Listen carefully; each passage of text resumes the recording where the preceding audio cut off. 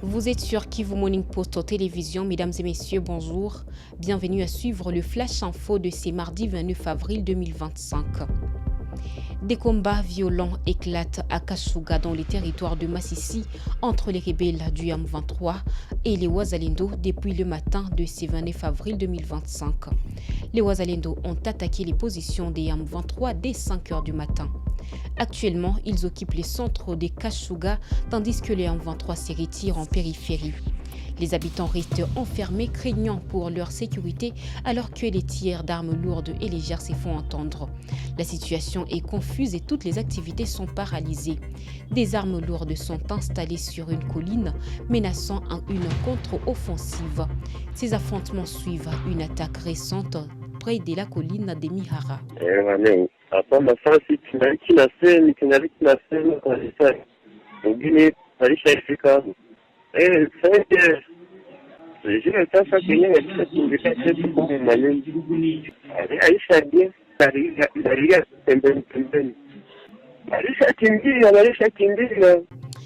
Et puis le vice-premier ministre belge Maxime Prévost a souligné l'importance d'un dialogue national inclusif en RDC lors d'une conférence de presse à Kinshasa le 28 avril 2025. Il a salué les initiatives de paix menées par le Qatar et les États-Unis. Prévost a rencontré le président Félix-Antoine Tshisekedi pour discuter du soutien de la Belgique aux efforts de paix en RDC et renforcer leur partenariat. Il a également évoqué l'importance d'un environnement économique attractif pour les investisseurs. Comme ministre des Affaires étrangères, en solo, avec une série de points d'attention majeurs que je souhaitais évidemment consacrer d'abord et avant tout à la crise dans la région des Grands Lacs et au conflit à l'est du Congo.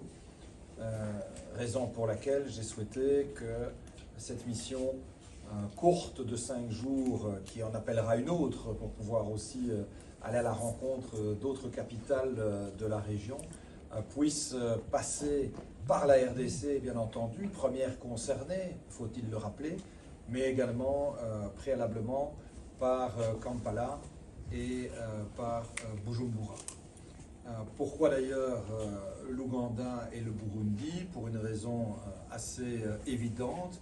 Ce sont tous deux des acteurs, évidemment, qui participent à la partition jouée à l'est du Congo. Ils ont une présence armée sur le territoire de la RDC, mais dans une démarche qui n'est pas fondée sur l'hostilité. Contrairement, il faut bien le regretter et le déplorer, aux voisins rwandais, qui a inscrit sa présence à l'est du Congo en soutien au M23 dans une démarche d'hostilité à l'égard de l'intégrité du territoire congolais. La position de la Belgique a été très claire et elle le restera sur ce conflit. Nous ne nous sommes pas réveillés un matin contre le Rwanda, nous ne sommes pas contre quiconque, nous sommes pour les principes élémentaires contenus dans la Charte des Nations Unies et donc pour les questions de justice internationale, de respect du droit international, du droit humanitaire et donc aussi des questions de souveraineté et de respect de l'intégrité territoriale. Et c'est cette boussole qui a toujours fondé la politique des affaires étrangères du Royaume de Belgique qui nous a amenés à pouvoir être particulièrement vocaux pour dénoncer effectivement les exactions dramatiques qui sont commises à l'est du Congo avec, il faut le reconnaître et le regretter, la mobilisation insidieuse d'une série de forces de Kigali. Alors, nous avons souhaité donner écho évidemment à l'indignation partagée bien au-delà de Bruxelles par la communauté internationale. Rappelons que l'attitude rwandaise s'est vue condamnée par les Nations Unies, par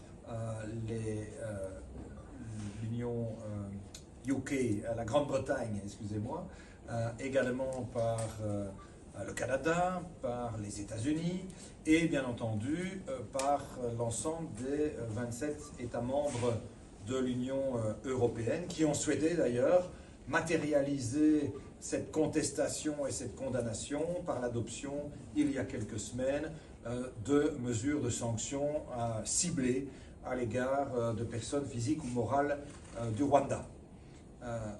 C'est peu de dire que la démarche a été peu appréciée. Nous poursuivons ces flashs infos sur Kivu Morning Post. Mesdames et messieurs, Donald Trump a salué les avancées vers la paix entre le Rwanda et la République démocratique du Congo. Il a annoncé un investissement de plus de 6 milliards de dollars dans les corridors de l'Obito pour faciliter le transport des minerais.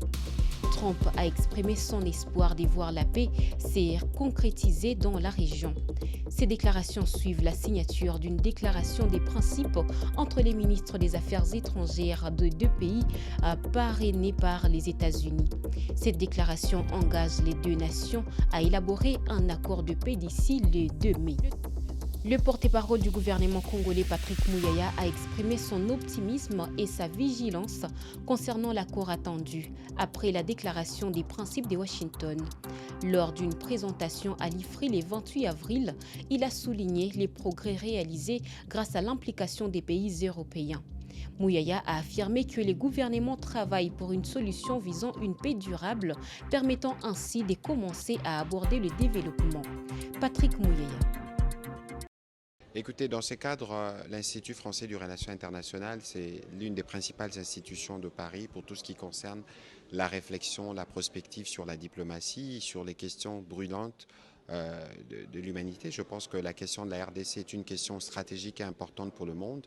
Il était important pour nous de repasser par ici. Vous savez que dans le cadre de notre travail sur la présentation des vraies raisons de cette guerre ainsi que de son évolution, nous pensons que c'était important de passer par ici. Et nous avons eu l'occasion de faire le point, en tout cas, de la situation depuis les motivations de la guerre, comment le conflit a évolué, et aujourd'hui nous sommes pratiquement au point de sortie avec notamment l'initiative américaine.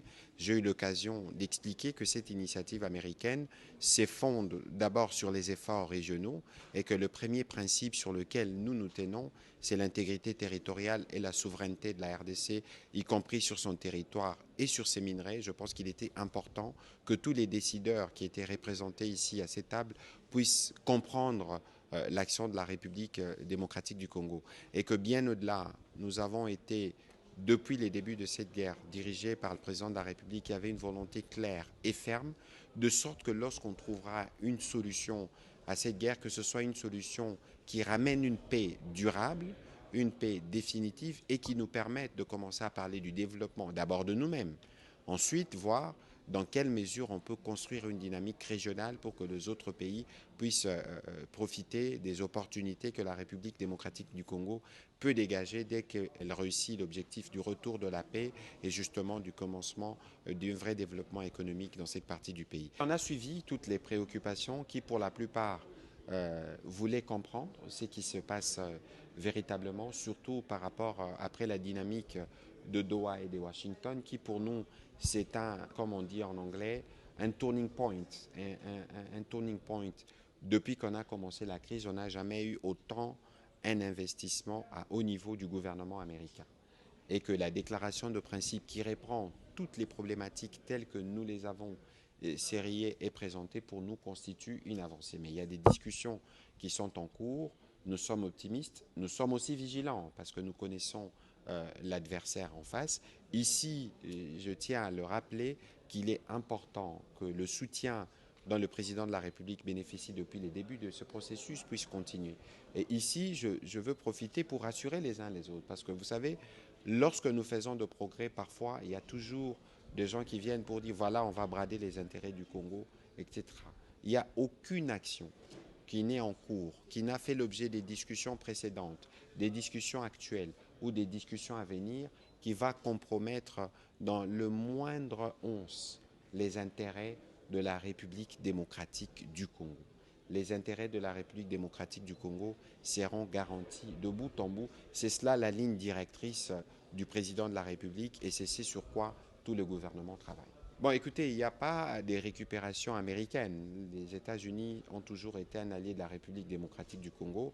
Ils ont ramené leur sauce. Évidemment, Tout le monde veut se joindre à l'initiative au regard du caractère stratégique de la RDC, mais la question, c'est peut-être pas se joindre à ce qui s'est fait maintenant, qui se traite à un certain niveau et qui permet d'avoir des avancées, mais il y aura au terme de tous ces processus, lorsqu'il y aura le retour de la paix en RDC, la RDC est un pays qui est ouvert et les continents européens ou les pays occidentaux auront toujours leur place. Et je dois rappeler ici que nous avons atteint ces points, y compris aussi grâce au soutien des pays occidentaux qui ont manifesté clairement leur opposition au Rwanda, s'il faut parler de la Belgique, qui ont pris des sanctions, ou encore à la France qui est toujours derrière toutes les résolutions. Je pense que chaque continent, chaque pays a joué son rôle dans cette dynamique générale et nous espérons que les rôles des uns des autres pourront concourir à l'avènement de la paix, de sorte que lorsqu'on a la paix, on peut voir comment, de par les liens que nous avons avec les différents pays, voir comment les consolider et construire des liens plus avantageux au sens économique du terme. Merci. Messieurs et dames, c'est par cette information que nous clôturons ces flashs infos sur Kivu Morning Post aux télévisions. Vous êtes nombreux à nous suivre. Nous vous remercions de votre fidélité. Portez-vous bien et à la prochaine.